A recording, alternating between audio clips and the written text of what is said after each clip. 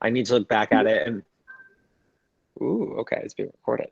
Anyway, I look back, I want to make sure I look back at this time or any challenge in my life and be like, oh, that was the thing that caused me to go do X that changed the course of my career forever. And so right now I am really thinking about like all of the things that I can be doing with this time. It's caused me to really look at so I guess quick question. So of everybody in here, is it a mixture of teams? Is it mainly independent agents? It's mainly independent agents. Okay.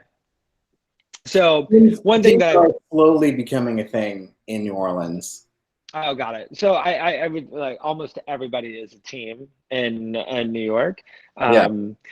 And so, I've really started to think about like the things that like we always want to do as real estate agents, right? Like we always want to be focusing on the systems and processes of what we do to be more efficient, what we do to stay on top of the game. But then we get caught in the whirlwind of day to day of like, oh, I need to go preview these properties. I need to prepare these listing pitches. I need to, especially if you're not a team and you're doing it all by yourself, which I so much respect for those people. I mean, I have no idea how people do this all by themselves. Yeah. But it's like, you're preparing your CMAs and putting new listings live and then following up with everybody you need to follow up with. I think even for the most seasoned agents, I've been doing this since 2006, so this will be 14 years later this year. And, I don't think I've ever, as much as like I put business plans, I don't think I've ever executed on a business plan 100%. And I don't think that most real estate agents do. And so like now I'm like, I have so much time because in New York, we're not allowed to do appointments. We're really not even allowed to do virtual showings. I'm not getting inquiries on my listings right now. I'm getting views, like I track that, but I'm not getting any inquiries. I think people right now are just kind of like shopping and getting some ideas, and then like once they're comfortable to go back out in public, maybe they'll start requesting appointments. Yeah. But so what I'm working on right now are a lot of different things like new marketing initiatives. And then no matter what market you're in, I think staying in touch with your clientele and your database is the most important part of our job. And and the only way you can really do it on the level you need to do it is to have an incredible CRM. And the CRMs are easy, but most agents that I know, and me until very recently, are just not good about actually using them. Like we invest all these money into our CRMs, and then we never take the time to like clean up all of our contact lists, put together programs, put together campaigns, and like use all of like the little tools. And so like this, ladies and gentlemen, is the perfect time to completely nerd out your CRM. And if you don't have a CRM, do a little Google search. They range from anywhere from 75 to like $150 a month for subscriptions. And they are worth their weight in gold if you actually use them. The hardest part about using them, I would say, is the initial setup.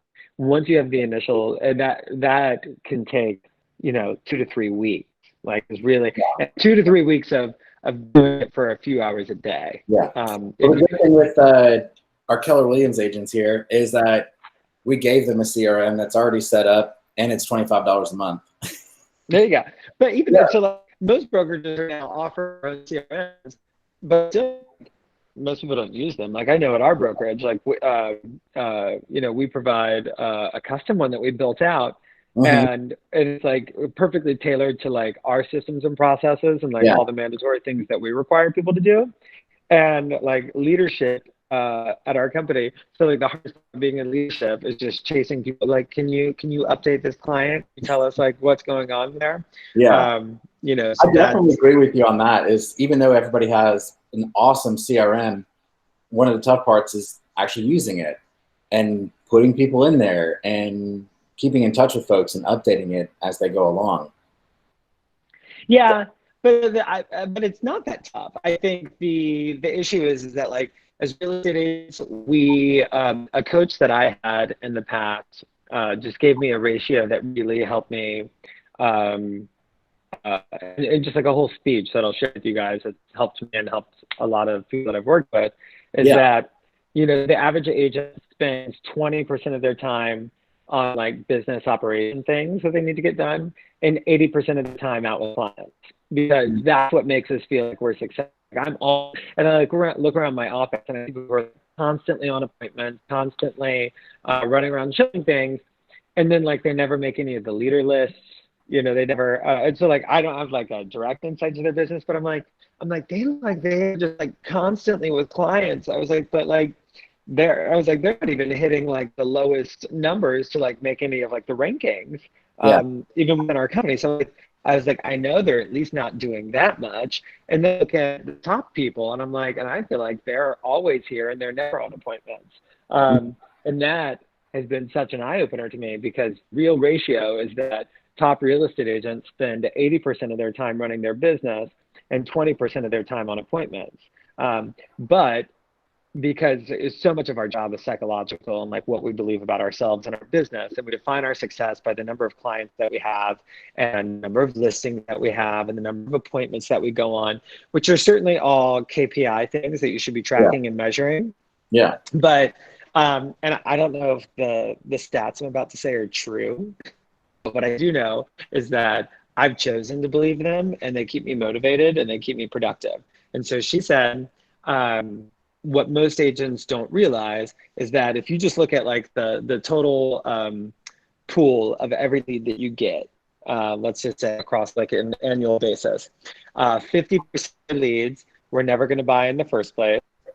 8% are looking to buy immediately, like looking to do real estate business immediately. They have like a really strong motivation and a really like tight deadline they're with. Yeah. And the other 42% are people who will, are going to be more long-term clients that are going to shop with you for a while, and you'll do a transaction in like the next 3 to 6 months, right? And so when I set my intentions every day, I'm looking at people who are just taking every single appointment that comes through, and I'm like, oh, that's why they're constantly busy and constantly on appointments.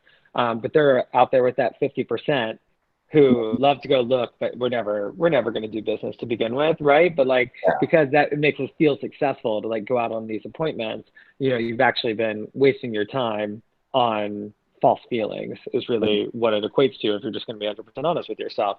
Or you could spend 80% of your time hunting, qualifying, having thoughtful conversations, and then deciding like, is this person in the 8%? Because like, I'm like, I need at least 8%er a week for me to hit my goals. And then knowing like, I'm going to have a lot of people who fall in that 42% bracket. And then just being able to assess out, that's the nice thing about like email campaigns and a lot of things that you can automate through CRM, is that you can naturally nurture all of these people. And so I spend my days with the 8%, and then I'm using kind of like my CRM to weed out the 50% that I was never going to work with. When the 42% slowly become my 8%, right? Like I'm sending them automated listings every day. Every now and then we'll go check something out if like really strikes their fancy. But then all of a sudden, like, the way I'm like emailing them, once a week, and I just have all these things literally on, automated. It just makes it so much easier for them to feel my love without me having to put much work into it until they're ready to like make a decision. And I think that's kind of the secret to the business that so many people don't get, is that if you really systematize everything that you're working on, you can spend all of your time with the 8%. And then, you want to get to a point where you're just like constantly doing transactions. I go to these like real estate conferences and I hear about people who are doing like 400 and 500 transactions a year. And I'm just like, I'm like, you must have insane systems, like insane systems. My team does like 60 transactions, 60 last year. We'll probably be closer to 85 this year. I'm just lucky that I have a very nice average price point. So with doing 60 units a year, what was your total volume last year? Last year we did at 90 million. 90 million? Okay. Yeah. And then, but Q1 of this year, we did 45 million in Q1. Okay. And so our goal this year was to hit 150. You know, I don't know how this is going to affect us, but you know, we might have to do some edits. Yeah. But we were, and it was nice because this year we were able to take all the metrics that we had tracked from last year. Yeah. And what was great to see was that we were what we were doing was following the plan in the system, and we were perfect pacing for the goal that we had set this year. You know, we just didn't plan for a pandemic. So, although we still, that's the other nice thing about our system is that like some of these are like still playing, and like we had a $10 million month this month, or last month, I should say. And so, you know, so we still like squeeze out a few deals. And you know, but we're still following the systems, and so you know we're still in touch with clients every single day. You know, we have tremendously changed our messaging, obviously, and so you know we really like our newsletters are not about pushing properties or any listings whatsoever. It's coming from caring and just being like, how are you? What's going on? Are you safe? Are you feeling well? Do you still have a job? You know, because on the other that you've received from that, people love it. And one thing that like my whole team has adopted this, and we've all found this to be like really valuable. Calling, and I don't know how many agents on this podcast. We're going to call it a podcast, a webinar. On this webinar are people who are ones who prospect. You know, I've always found more success mining my personal database than cold calling strangers, because then I can have more familiar conversations. Tell people just like a little value. Like I was thinking about you today because I just saw an apartment in your building. You know, it's listed for so much more than I sold yours for. I was like, should we try and get that price? Whatever. You know, like, and that's always been more successful for me. And the answer is usually no. What it's doing is it's moving me back up to the top of their mind, because another real estate coach told me that like every conversation you're having and every social media piece that you're doing and all of that is really just to constantly be brainwashing every single person you know to kind of have like this chemical reaction that every single time they hear real estate, like all they think of is you. And so like when they're out at dinner, when things are going on and something like, oh, because you've poked them 7 times in the last year about real estate, they're like, oh, I have like the biggest real estate nerd that you have to meet, you know, and then, but you can't just like reach out to somebody once, hear that they didn't have a business opportunity for you, and then say, okay, well, I guess on to the next and never calling them again. You know, it's these constant pokes with a mixture of your social media tactics and things like that to stay top of mind. And one thing that we struggle with is in those calls, we have always felt like a little bit disingenuous whenever we're calling our database. You know, because if I'm being 100% honest, outside of that, I don't really call. You know, I'm not typically just calling my friends. Like I'm a texter, like everybody else in this world. And so what we've done is, you know, now like we crave the calls and we FaceTime people more than ever. We FaceTime our clients. When we get a new lead, we always FaceTime the lead now. And we like make a joke out of the lead when we get the lead. Then we're just like, you know, we figured that, you know, usually we like to do our first meetings face to face, and this is the best we're gonna be able to do for now. We like make a joke about it. They're all like caught off guard, but then like in the follow-up people, they're like, it was so funny that you FaceTimed me. I can't believe I answered. I was like, who's this stranger? And then, you know, it was like the real estate agent. And at first, like some of them were taken aback, but then I'm like, oh, they're going to remember us. Like the real estate agents that like randomly FaceTimed them. But going back to what I was saying about the calls is, so whenever we talk to our clients in our database, we finish the calls by saying like, listen, you know, this one thing that we're really taking away from this is like how much we value actually hearing other people's voices and checking in on them. Like, you know, and so just know that this isn't just a pandemic thing. Like you're going to be hearing from me, and, you know, and I want to stay updated on your life. and it's reconnected me with friends. I've grown closer with some of my clients where I'm like, oh, I feel Yeah. like I know them on a more personal level now. And it started as me being like a little bit uncomfortable, being like, what are these conversations going to be like?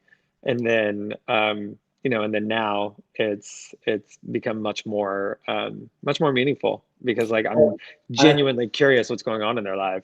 I think it's definitely working. I know you and I would just message back and forth, mostly on Instagram. And then now here we are. Like we Here we had are, one fun conversation right? already this week. Right? And now, helping out our office as well. I wanted to ask you about, you'd mentioned a real estate coach. How long have you had a coach? I have had. I'm obsessed with coaches. I don't know how people get. I don't. I'm one of those people like I need somebody to constantly hold me accountable and remind me of my goals and Yeah. all the things that are important and how many people I like. Otherwise, I don't know. I I know how to do everything my coach tells me to do, but Yeah. like because I pay them a shitload of money and they also keep like pinging me about it, it just makes me do it. So I'm like, I guess the investment's worth it. I've had a coach. I'm trying to think. When did I get my first coach was summer of 2016. I have three coaches at a time, Okay. and I talk to all of them once a week. And they all have like different specialties that they're helping me with. Um, but I got the first one in 2016, and I still have her. Mhm. Um, and then I got Just like a life coach. yeah, but she's really well known in New York, and now she was on Million Dollar Listing with me. So if anybody watched it, it was Vivace. So she was the first coach that I ever had, and she's to this day she's the best coach I've ever had. Like she's Wow. just because like some coaches can be too much rah rah, and like that's when I don't think a coach is worth it. I'm like I'm not paying for cheerleaders. I'm paying for ass kickers. Like I need people Yeah. to not be easy on me. I need people to tell me when I'm being lazy, tell me when I'm procrastinating, and do not coddle me like a baby. Like punch me in the face and put me to work. Yeah. And like that's what I'm looking for. And she is exactly that. Like I mean, some of the things that she said to me I can't even repeat on here, but it's also like she mirrors communication styles, right? But like Yeah. she also just has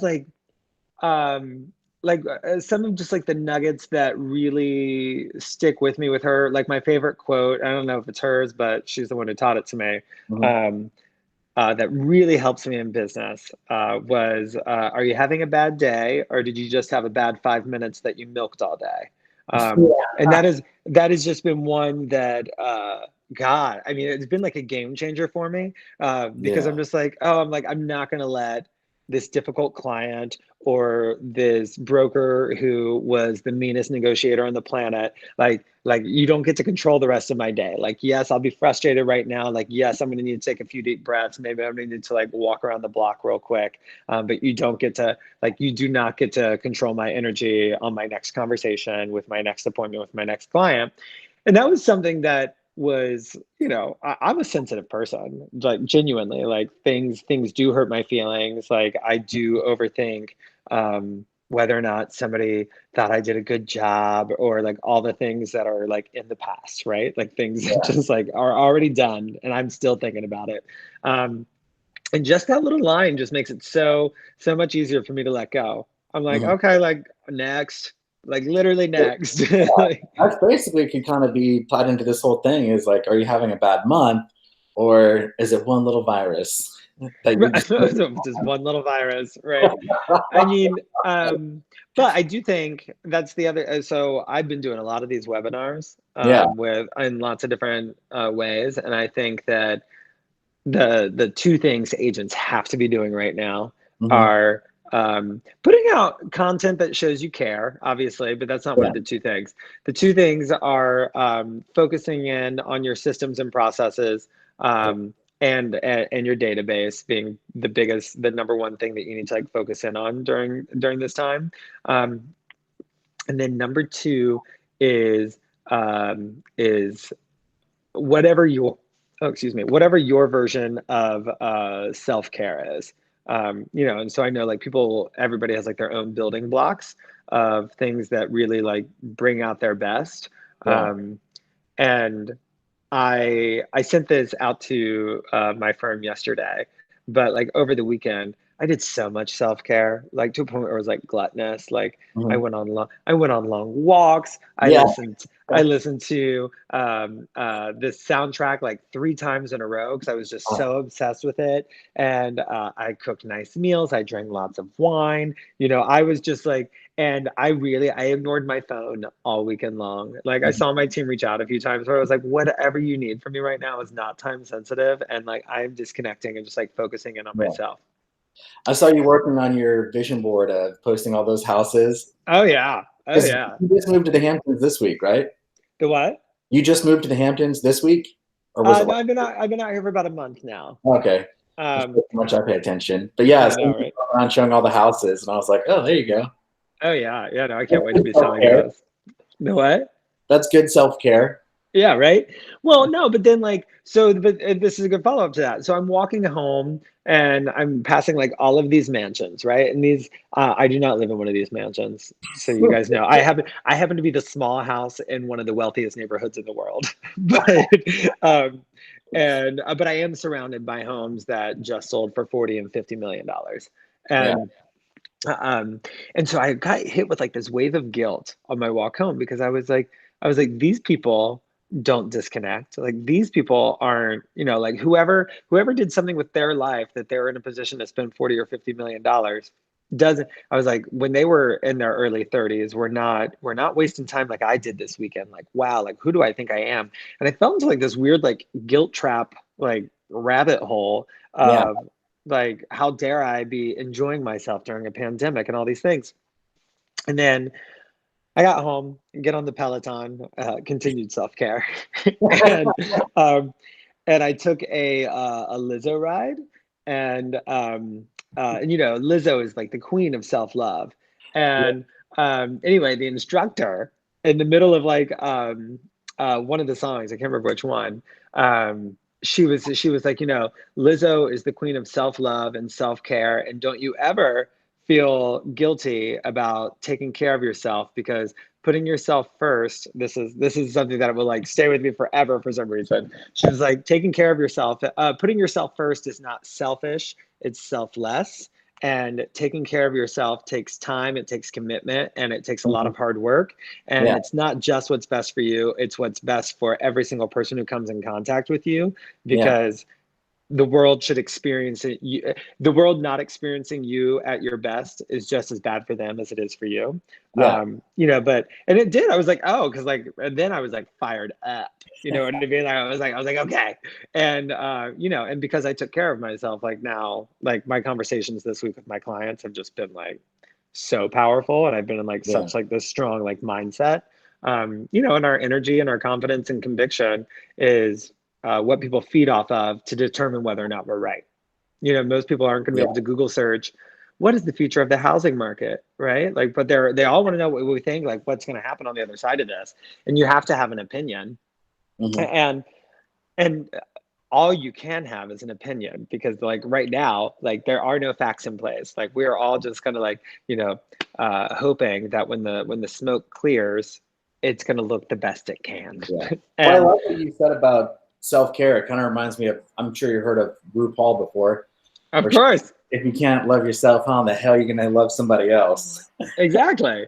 And um I think, yeah, I definitely agree that right now it's troubled times. We just got to give ourselves some love and keep our chins up and keep at it. And I think that winning smile and attitude is what's going to pull through on the other side. Yeah, people rely on us just almost for validation sometimes, right? And like I think we have to keep that in mind. Like you don't have to spout out all sorts of facts, but people want to hear us say that the market's going to be okay. Yeah. Like, and they want us to believe that. And the more doom and gloom that we spread, the more doom and gloom that people are going to believe. Hmm. And brokers don't realize that like we have much more control over the market simply by the words and like our Yeah. collective messaging to the world of the market is really strong. Everything's going to be fine on the other side of this, and that will usually be correct. However, if the school of agents right now who continue to say, we're going to say everything's going to be discounted on the other side of this, and things are going to, everything's going to sit on the market forever, and nobody's going to have any money. If that becomes the majority voice, then that will also be what becomes correct, because people will just believe that nothing's moving on the other side, and therefore the people who were going to buy will probably not buy, because now they've bought into this popular message that's been out there. And I don't think real estate agents realize that, like, we have to all get on the same page, and it's always in our best interest to talk about how great the market is. Yeah. The way and that the market's always the what? Right now is like, obviously we had buyers who were coming to the market and then kind of stop. You can't go anywhere. You can't do anything. Meanwhile, there's still people who are becoming more and more interested in buying, and you're kind of getting like a bubble of buyers basically. And as soon as the captain says, it's clear to take off your seatbelt and walk around the cabin, I think we'll see all those buyers flood the market and buy up as much as they can, because now that they can get out there and they can do things. So I think it's going to be great once everybody is free and clear. Yeah, that's the most common school of thought that I'm hearing when I'm talking to agents, is that people believe that there's going to be this pent up demand. And I believe in that too. I think that it's going to be really exciting, but ultimately, no matter what, whenever we say the market is going to be great, we're not lying, because the market is always great for somebody. It just depends on whether it's always either great for a buyer or great for a seller, right? So that's one of the things that I always love, when people are like, "Oh, you're in real estate? How's the market?" And a lot of times people would just be like, "Oh, it's great," but I would always say, "Well, it depends. Are you looking to buy, sell, or invest? Because it's going to be different for everyone." Yeah. And I think no matter what, there's going to be an opportunity on the other side of this, for sure. So I'm excited to see what happens. But the beautiful thing about real estate is everybody needs a place to live. It's like that has had me thinking a lot, about what industries are kind of fail proof, and what will we always need as humans. I really thought about that. I was like, oh, I'm going to move a lot of my money into food in general, because I just you're laughing, but I'm being dead serious. I was like, people will always need food. I was like we will always, that is something that will always have to be consumed, even in the world's worst crises. People are going to need to eat, and they're going to need a roof over their heads. So from now on, I'm literally strongly considering that 100% of my money will be in real estate and food, which happen to be two of my favorite things as a human. So it's also very on brand. Real estate and Chipotle. Right, exactly. Listen, check that stock, honey. That Chipotle stock is over. That is some good stock. For those of you who don't know, Tyler eats Chipotle basically 2 or 3 times a day. Well, they're not out here in the Hamptons, unfortunately, but in the city, I eat them twice a day. Cool. Well, before you have to run, I wanted to see if anybody wanted to text in or message in any of their questions. I've got 15 minutes. Huh? I said, I've got 15 minutes. Let's do some Q&A. I don't know how many questions there'll be, but if there's no questions, I'm sure we can just listen to you keep talking and have fun. I know I always have fun when I chat with you. Oh, you're so sweet. Oh wait, I went away on accident. There we go. All right. So if anybody has any questions, they can use the sidebar and type anything in. So Bonnie wants to know, do you guys use a buyer consultant contract or agreement? Do you have your buyers sign a contract to work with you? So we used to do that 2 or 3 years ago. And now, so in New York, those are very uncommon, just so you know. So most people would not have that done. That said, one thing that we have found, because I feel like if somebody's going to sign it with you, because are they common in Louisiana? Some do it, some don't. We have an agency disclosure that basically people have to sign. That's yeah, I understand that you're a real estate professional and you're working with me, but it's not necessarily an exclusive agreement that you're only working with them. Right. So we also, I think every market has the disclosure agreements. Yeah. And I've actually always felt that, of course, it's like not a contract saying like we have to work together, but mentally it feels like a contract to buyers. Hmm. So I was actually going to touch on that there's something about just getting them to sign that disclosure agreement with you that does make it feel like a really a formal relationship. Yeah. But we do have actual agreements, and we felt like the only people who are willing to do it with us. So we have an off-market database program where Hmm. basically you'll have like an in-house team of prospectors at our company working for you to source off-market opportunities. Hmm. And the only way, and we really do have that department, and the only way that that department will do it for you is with this contract and a few other things. Like we have to like really see your finances to see you're qualified and stuff like that. Um, so that's how we do it for those. Yes. Okay, cool. I like that. Um, any other questions that we have for Tyler? And I like how you explained this, like with the disclosure, that is kind of a step of getting people to work with you. And I've never had anybody give me any flack about it, but what I've been told in the past is that if somebody does give you a little pushback of like, oh, well, I'm not comfortable saying that. I just let them know it's like, hey, it's not saying that we're married. It's saying that we're going steady. And if at any time you feel like we need to break up, all you got to do is text me. Right.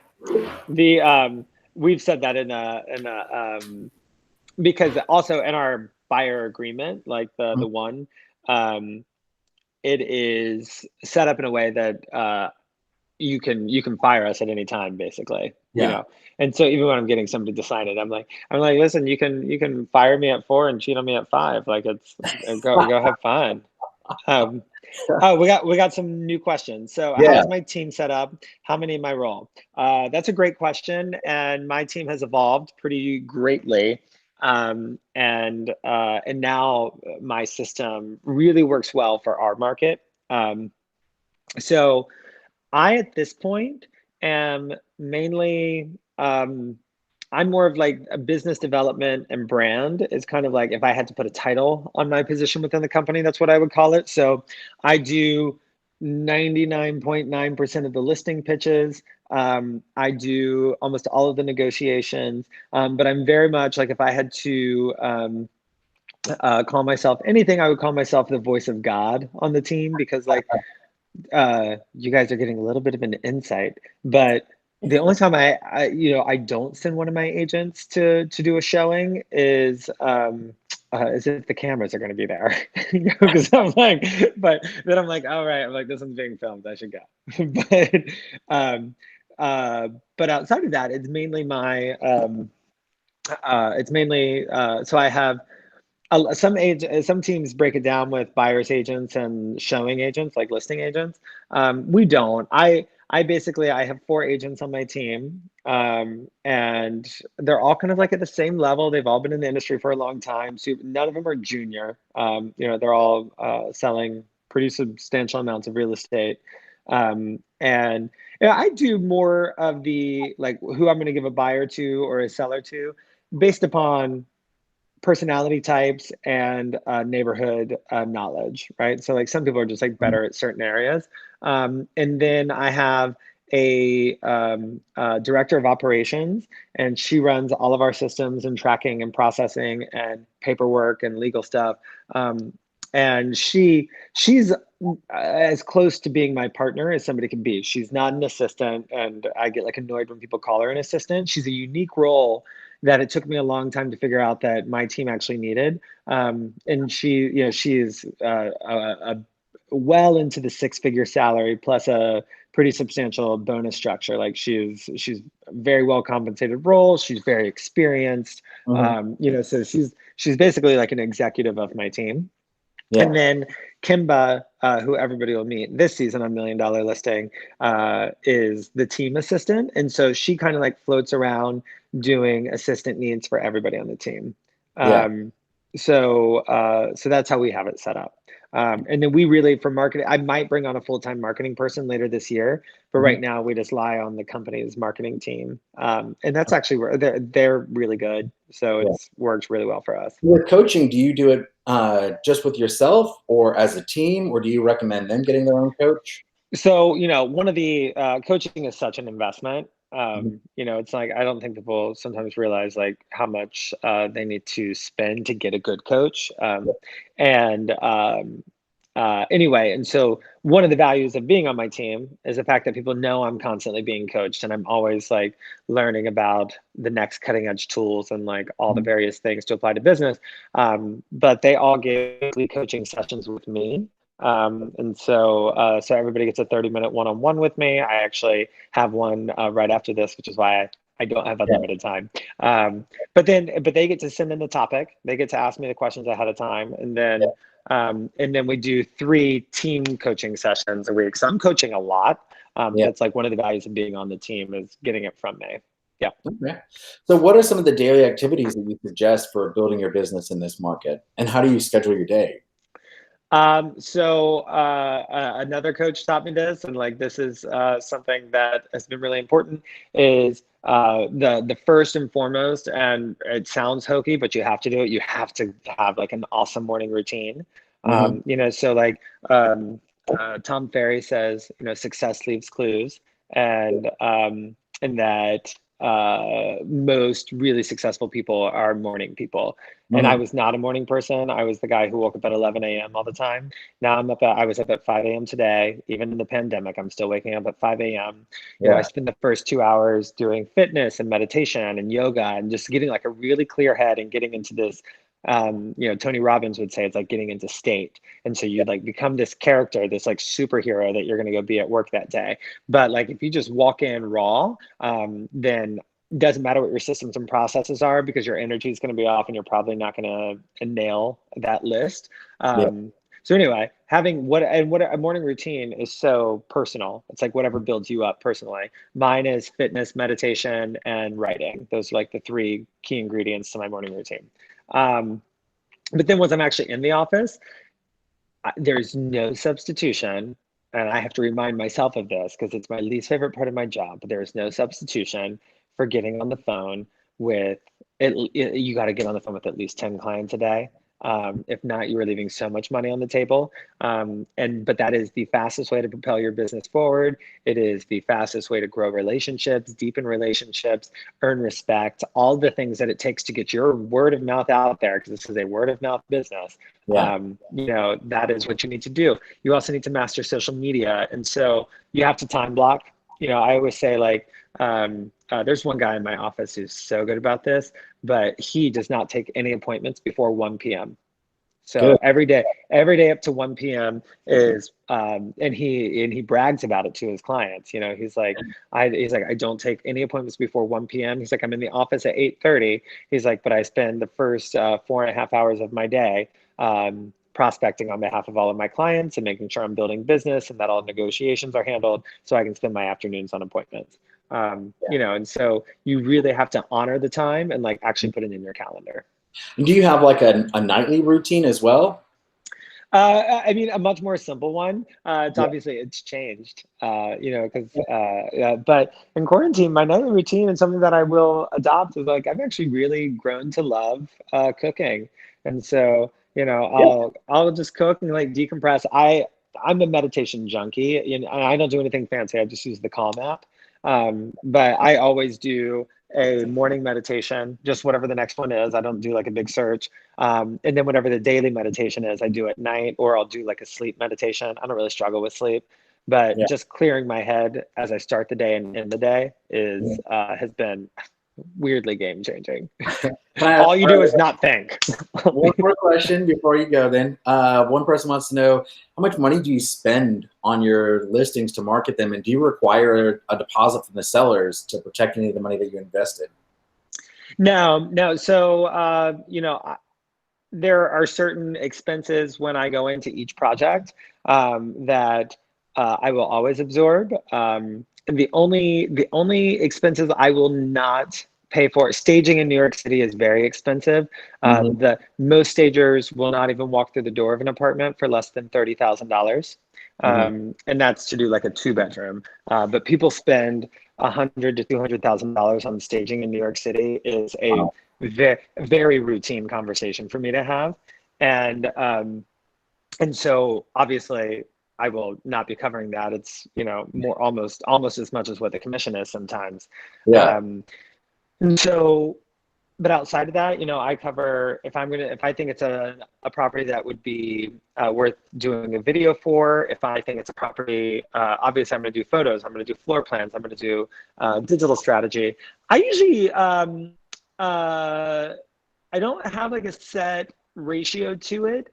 Obviously, like I use the same photographer for everything, and she charges me the same to shoot a $2 million property as she does a $10 million property, and so but I mean, it's at least, so for me to do a video, because I do videos for almost all my listings, the videos are like 3,500 because I do like nice, like high-end videos. Yeah, the best and then video ever. Oh, well, that lottery one was like, like 8,000. Yeah, that one was 8,000, but that was for a $13 million home. Yeah. So I do look at it on like a ratio there, but you have to keep in mind, like when you're doing stuff that's like unique like that, I always say I can only, like that lottery video got like 700,000 views. And so, and I'm like, I can only sell it to one person. I still got exposure to 699,999 other people.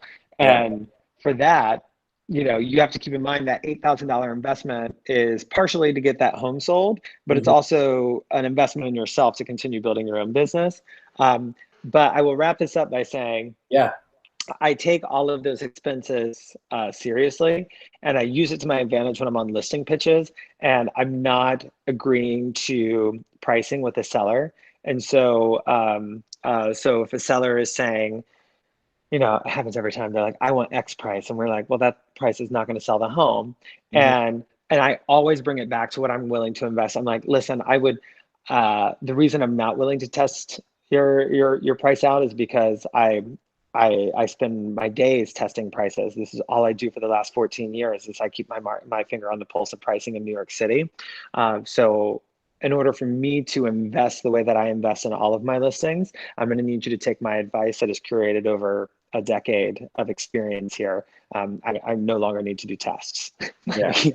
And just like kind of putting it back on, like, listen, if you want, sure, you go hire your discount broker, go hire somebody who's not going to do all of this marketing. They have nothing to lose, because you're not going to cost them a cent. They're not going to put any real work into moving your property. They're just looking for a little bit of luck. But if you want skill and you want detail oriented and you want an insane marketing machine, I'm willing to make the investment if you list it my price, whatever the price is.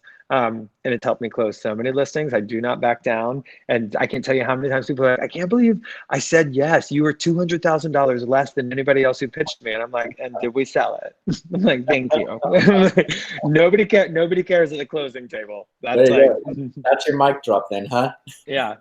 Well, this was a lot of fun. Y'all are great. I appreciate you having me. We'd love to have you back anytime. Thank you. All right, y'all take care. Bye. Bye. Thank you, everybody.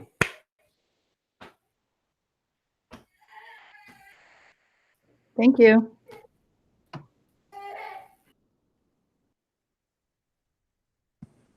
That was great.